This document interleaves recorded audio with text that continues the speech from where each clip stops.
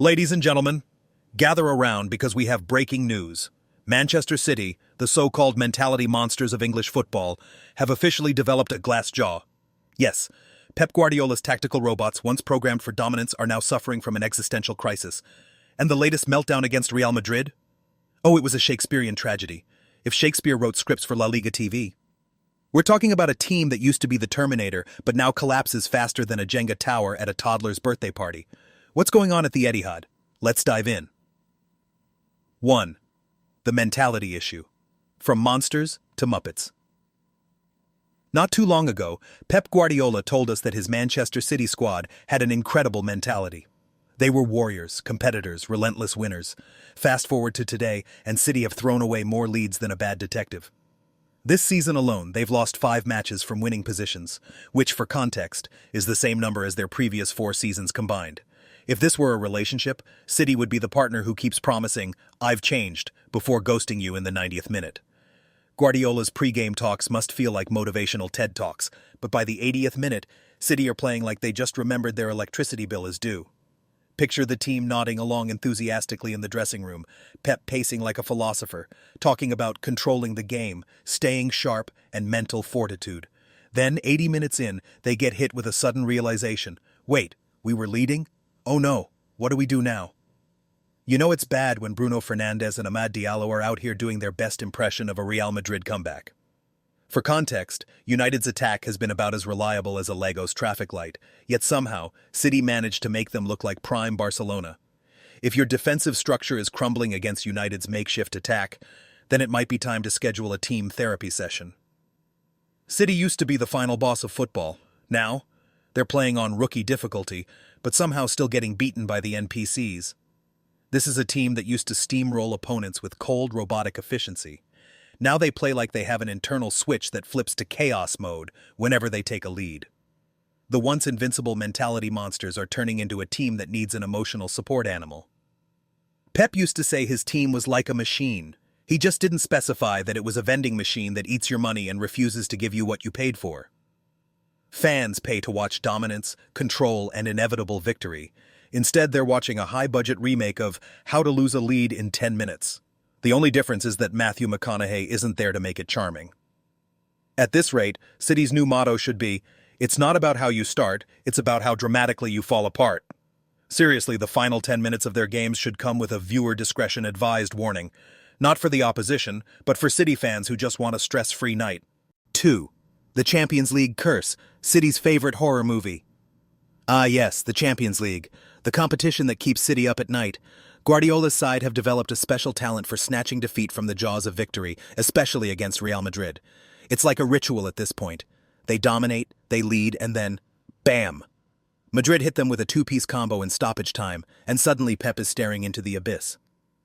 This year's disaster class at the Etihad followed the same script. City were 2-1 up in the 80th minute, looking comfortable. Then Ederson handed the ball to Ruben Dias like it was a live grenade.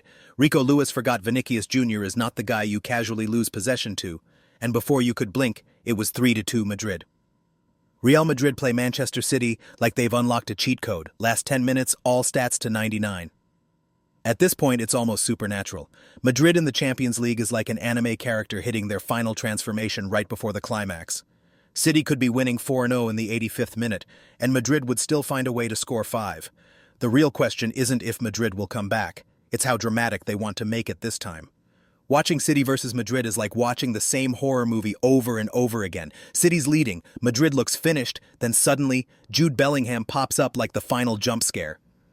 Picture Pep as the horror movie protagonist who hears a noise in the basement but decides to check it out anyway. Maybe this time Madrid won't come back. Spoiler alert, they always do. At this point, City should just stop celebrating goals against Real Madrid.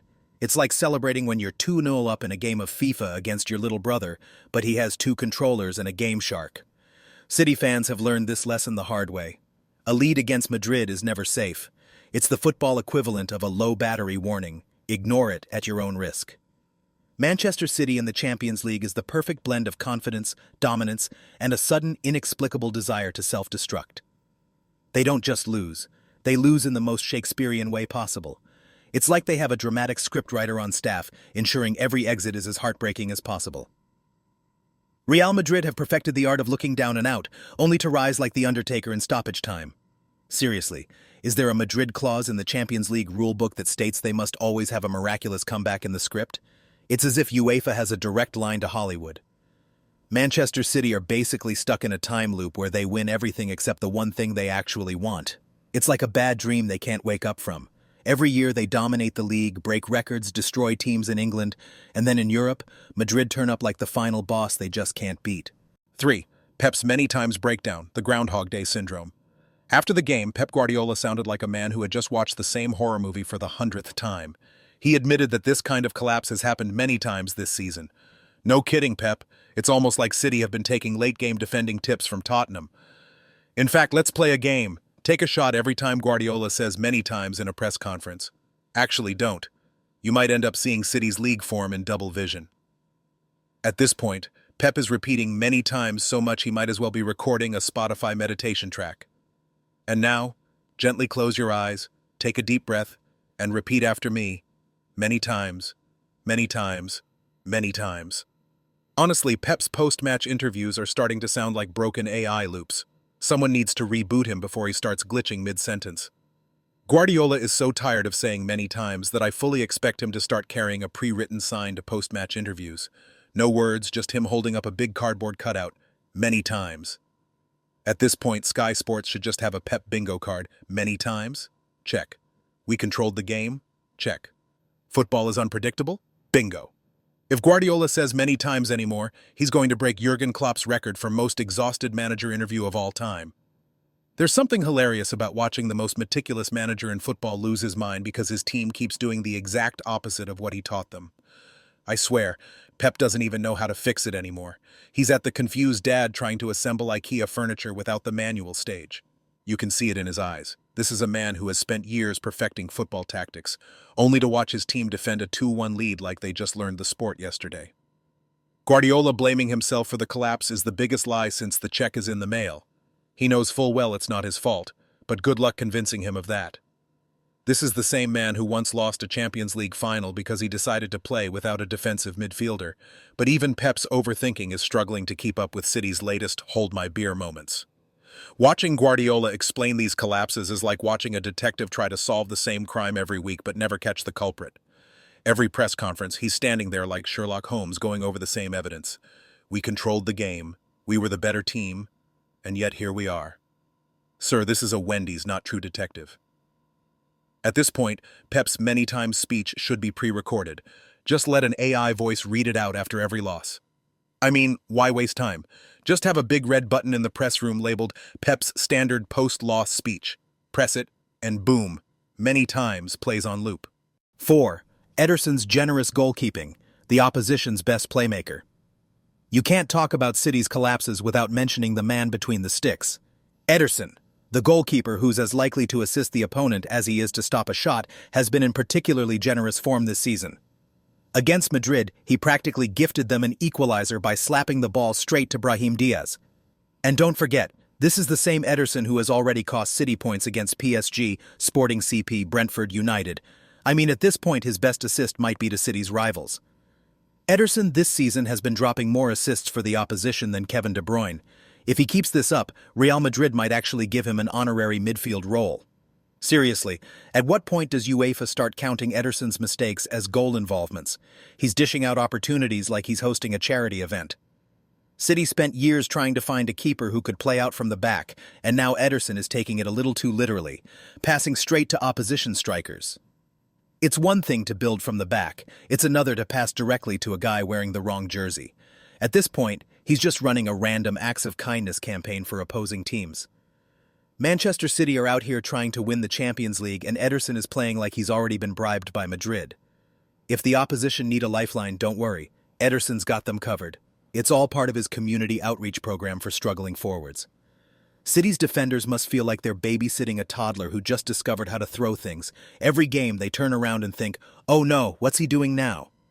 Diaz and Stones are out there putting in last-ditch tackles, only for Ederson to casually pass the ball back to the opponent. It's like trying to patch a sinking boat with duct tape. 5. City's new mentality. Let's just wing it. And let's talk about John Stones, who gave a post-match interview where he summed up City's issues in the most poetic way possible. I don't know how to put it into words. It's frustrating. It's raw. John, buddy, we got you. Let me translate. City keep bottling leads because they think they've won the game before the final whistle. Simple. Wayne Rooney, of all people, even pointed out that City looked naive, which is funny coming from a guy whose personal decisions make City's late-game management look responsible. City used to be the team that played with machine-like precision. Now, they're playing like a group project where everyone assumed someone else was taking care of the conclusion. You can almost hear them in the 80th minute. Wait, who was supposed to close this out? Let's just freestyle it. Their new tactic seems to be score early and then spend the last 10 minutes playing hot potato with their own defensive line. The ball is pinging around their backline like it's allergic to safety. Rico Lewis, Akanji, Diaz.